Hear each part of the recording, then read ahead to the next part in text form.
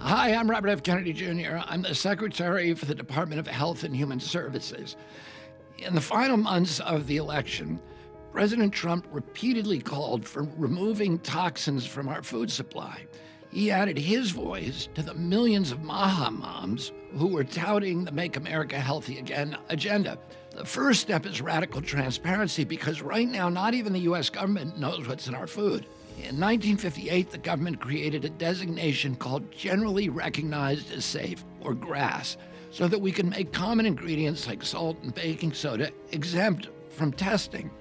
But today, it isn't just salt and baking soda. Food companies and cooperative regulators have enlarged the Gras exemption so that these companies can decide for themselves whether a substance is generally recognized as safe. No FDA approval is needed. European nations, on the other hand, require that a chemical be proven safe before it becomes a food ingredient. In our country, the Gras standard means that every chemical is presumed safe until proven dangerous, and that proof might not happen until millions of Americans are sick with chronic disease.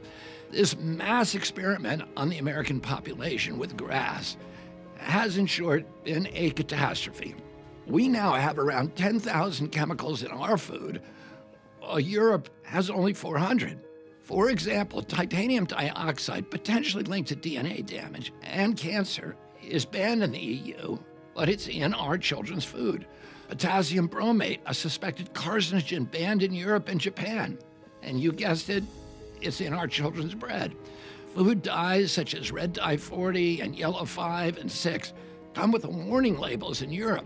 They're linked to behavioral issues in children, but in the U.S., they're generally recognized as safe.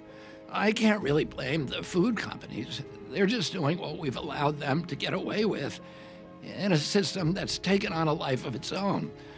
We all agree now that it's time to change the system, and that's exactly what we're going to do.